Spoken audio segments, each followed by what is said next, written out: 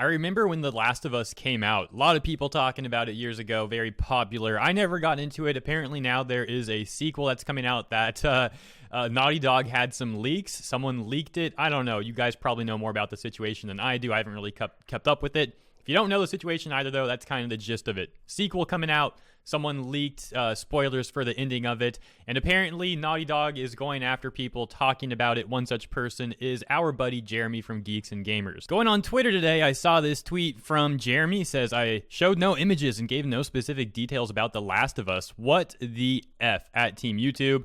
And you take a look at the picture, it says, video taken down, copyright strike. The video in question, Naughty Dog abuses copyright to protect The Last of Us Part 2. I'm laughing at the irony here. It's a video or a live stream about Naughty Dog abusing copyright, and it gets taken down via copyright strike. Follow-up tweet provided some additional information on the situation. Jeremy saying, I'm not doing anything until I talk to my lawyer about this in the morning. I showed no images. I gave no specifics about The Last of Us Part 2. Yet my stream was taken down, and I was issued a copyright strike on a clean channel. Tag people that you think can highlight the story. And we have another image here. The video is no longer available due to a copyright claim by a third party. Another update from Jeremy providing information on the lawyer. He says, my lawyer is looking into it now. Thanks to everyone that reached out. Also, thanks for the videos covering it. The more attention this gets, the worse it will be for Naughty Dog. It's the really baffling thing here already. They have an issue to begin with before all of this whole copyright shenanigans. They have the issue of the original leak and dealing with the fallout from said leak.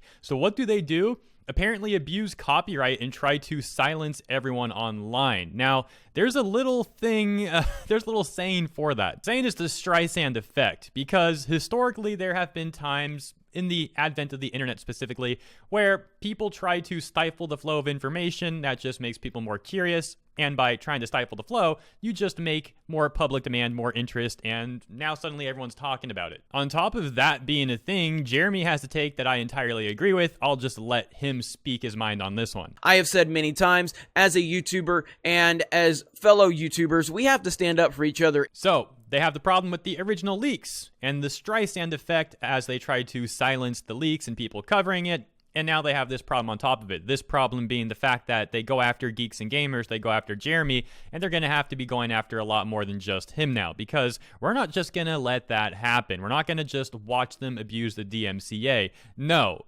it's not how this works. Because making this even crazier is that Jeremy's stream, he's saying that they didn't even use any images or clips. No, nothing. They're just talking about what's going on, voicing their opinions, and that got DMCA'd, which is, in my opinion, a egregious abuse of the DMCA. To be clear, there is no footage and there are no images in this live stream at all. And like I said, we had around 1,700 to 2,000 people watching it consistently, and every single one of those people can verify that I showed no footage and I showed no image and I didn't share any specific details about the game. Unbelievable. I'm sitting here laughing at how stupid they have to be to DMCA something where they're not even using any of the IP. They're just talking about the news, because this is very big news right now. A lot of people like The Last of Us are interested in the sequel, whatever it may be. There's a lot of interest in this news. They're just talking about the information. They get DMCA struck. Now, while I'm laughing at how stupid they are for issuing that DMCA, I'm sure you all know this is a very serious thing. I mean, you get 3 copyright strikes, you're pretty much done. Maybe you get lucky and appeal it. You might just be done, though. So they have a copyright strike on this. This is not a joke. This is very serious. Now, of course, there is another giant caveat. Aside from appealing the copyright strikes through YouTube, you can just take your own course of action through the legal route. And that's what it seems like Jeremy is going to be doing. And I think that's not a bad choice at all. Now, even when the law is on your side, it can still be costly and very stressful, etc., etc. So it's not an easy thing to do. And I definitely feel for Jeremy and his team on this.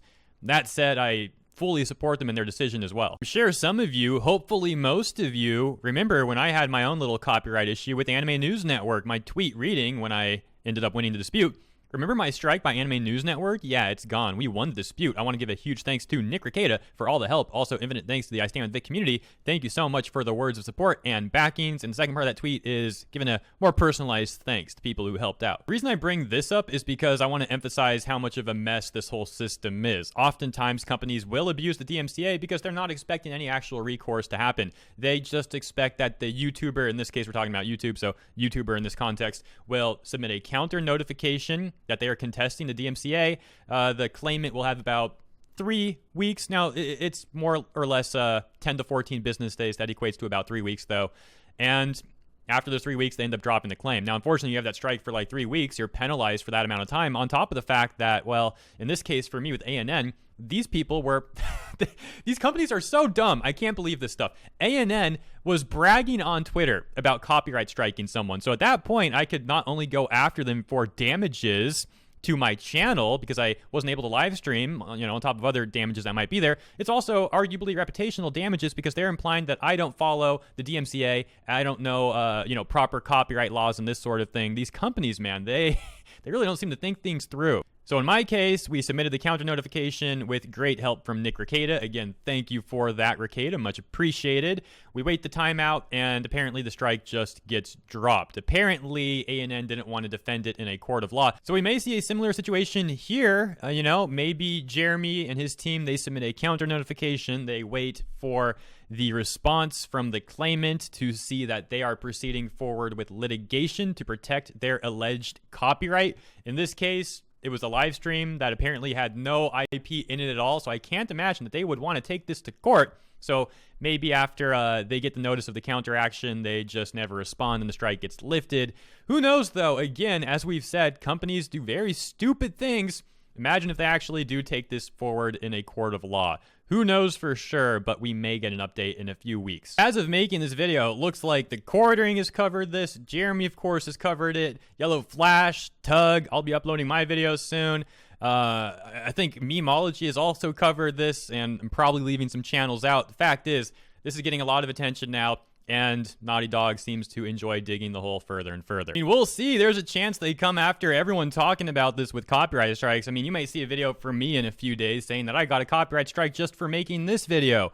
Who knows where this may end up? That's really it for this video. I just wanted to help spread awareness on the situation, fill you guys in, and I'll give a thanks now to the kind people who promoted yesterday's video over on Twitter. If you posted elsewhere, thank you, and if I miss you, thank you. It's the first 20 who got to it. We got Nameless, Amethyst, Mia, Dark Elf, Phantom, Wanderlust, Striker, R, Baku Girl, Amzernon, Mr. Anime 343, Shogun, Shot of Whiskey, Don't Need Your Approval, Ice Cream is Just an Illusion, Sharon, Neva, On Your Brain, Deshaun M, Intimidator 0108, and King of Demons. Thank you all very much for tuning in. I hope you enjoyed this one, and I'll see you very soon. Peace.